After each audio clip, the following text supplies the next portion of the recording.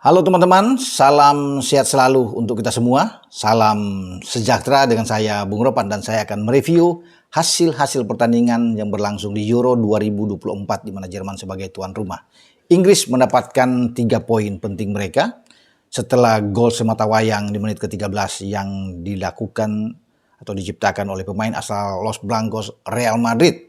Jude Bellingham memanfaatkan umpan dari Bukayo Saka. Ada deflection sedikit di sana dan bola disambar dengan tandukan kepala menghujam ke gawang Serbia. Dan gol ini memang penting karena selebih dari ini tidak ada gol lagi. Inggris boleh menguasai permainan walaupun tidak begitu jauh dalam penguasaan bola mereka 54% berbanding 46% di Serbia.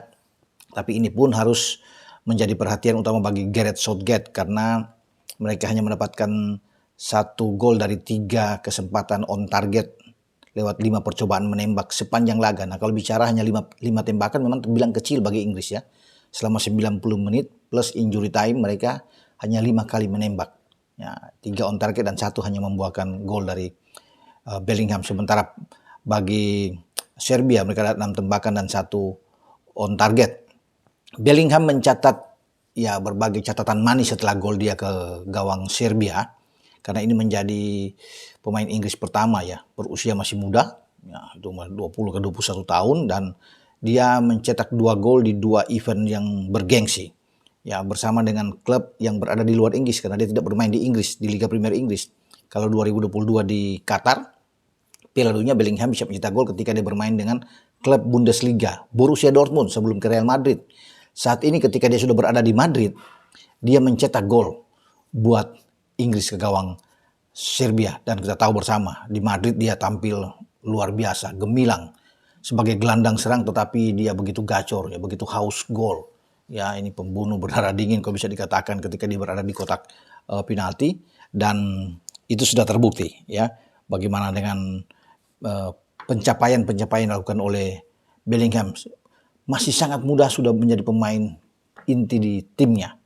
Gareth Southgate memberikan kesempatan itu terhadap Bellingham. Dia bermain di Euro 2020 ketika Inggris kalah di final di Wembley adu penalti lawan Italia, kemudian di Piala Dunia di Qatar 2022 dan sekarang 2024. Ya, bukan tidak mungkin dia bisa menjadi pemain terbaik. Bahkan ketika dia mencetak gol baru di menit ke-13 gawang Serbia, sang kapten mereka yang begitu gacor di lini depan, itu striker berbahaya Inggris, Harry Kane itu belum sekalipun menyentuh bola dalam 13 menit itu dan gol sudah terjadi.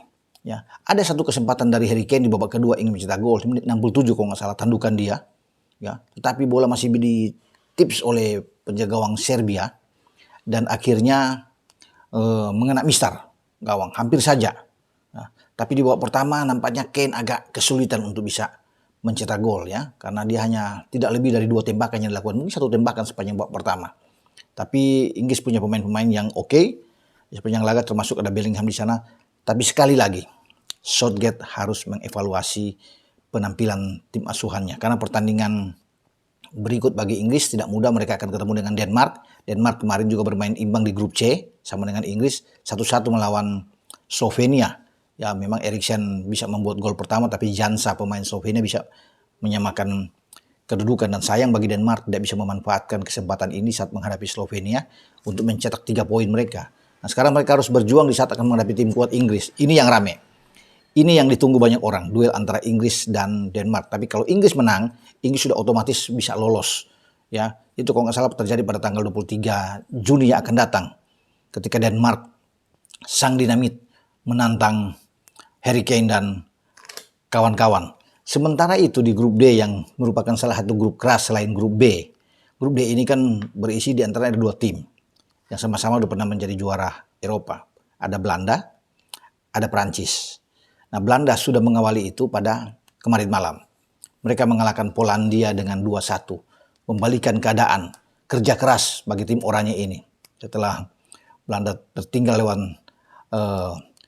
Adam, pemain Polandia, tandukan kepala dari sebuah set piece, tapi kemudian Cody Gakpo bisa menyamakan kedudukan itu di menit ke-29 dan akhirnya di menit 83 Wout Weghorst memastikan 3 poin bagi Belanda.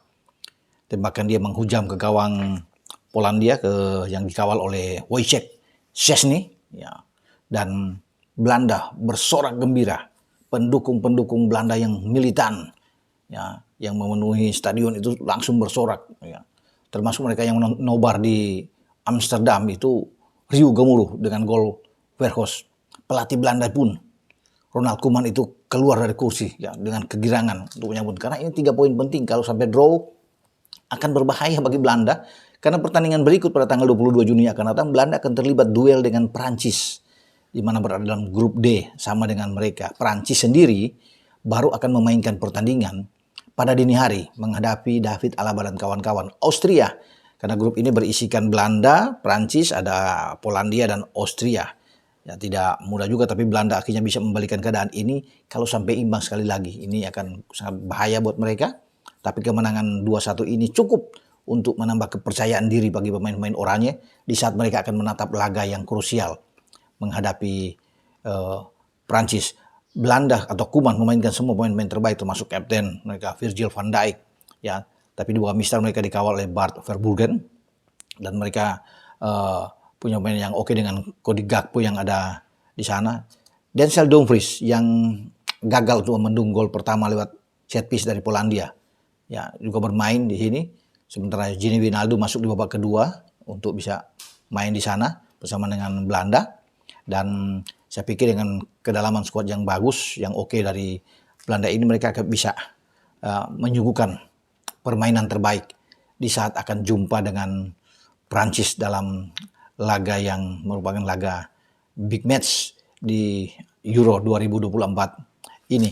Kalau bisa melihat juga bagaimana Polandia dan Belanda bermain, Polandia itu melepaskan 12 tembakan, 7 diantaranya on target. Ya, ada perlawanan memang, tapi mereka tanpa Robert Lewandowski memang agak sangat sulit bagi Polandia. Walaupun saya bilang tadi ada 7 on target yang mereka dapatkan, tapi hanya 1 yang membuahkan gol. Sementara tim oranye Belanda melepaskan percobaan 21 tembakan dan 4 diantaranya on target, 2 menghasilkan gol dengan penguasaan bola 66% berbanding 34% dari Polandia. Nah, ini juga memang kemenangan boleh disambut dengan euforia yang besar, tapi Koeman masih punya catatan lagi ke depan, ya, bagi pemain-pemain dia, karena mereka dibuat agak frustrasi juga untuk bisa bertarung dengan Polandia, kan tidak bisa mendapatkan gol yang lebih banyak lagi selain hanya mereka bisa membalikan keadaan. Nah, ini tidak boleh terulang lagi saat menghadapi Prancis. Kalau sampai gawang Belanda bobol lebih awal akan berat untuk bisa mengalahkan Kylian Mbappe dan kawan-kawan. Jangan sampai terulang saat menghadapi Polandia, ya. Ketika mereka bisa membalikan keadaan sebelum Weghorst bisa menentukan 7 menit sebelum waktu normal berakhir di babak kedua. Dan pada hari ini akan berlangsung pertandingan lanjutan di grup E, Rumania lawan Ukraina dan Belgia melawan Slovakia. Ini grup yang nampaknya agak lunak memang. Jadi bersyukur bagi Belgia karena mereka punya kesempatan untuk bisa lolos dari grup ini dengan lawan-lawan itu hanya Slovakia, ada Ukraina dan juga dengan Rumania. Namun tidak boleh menganggap enteng, sekali lagi bagi Belgia walaupun ini grupnya agak lunak yang saya bilang. Nah, nanti pada dini hari baru Mbappe dan kawan-kawan bertarung menghadapi Austria, dan ini ketika Belanda menang mengharuskan bagi Prancis untuk bisa menang. Kalau sampai tertahan melawan Austria, Belanda ya akan tersenyum. Ya, karena pertandingan kedua nanti kalau Belanda bisa tahan imbang aja, udah melawan Prancis sudah cukup. Prancis yang berada pada posisi yang tidak bagus, tidak nyaman, ya, untuk melakukan pertandingan terakhir melawan Polandia, sementara Belanda terakhir akan menghadapi Austria. Bagi Belanda akan aman, ya, tentunya untuk bisa lolos kalau mereka bisa imbang melawan Prancis, dengan catatan Prancis juga imbang melawan Austria. Jadi memang ramai untuk kita saksikan. Sampai di sini teman-teman review saya dengan pertandingan-pertandingan yang berlangsung di Euro 2024 yang melibatkan pertandingan di grup C, di mana Inggris sudah menang melawan Serbia, dan juga di grup D dengan Belanda akhirnya mampu mengatasi Polandia lewat 2-1. Dengan saya Bung Ropan. Ciao.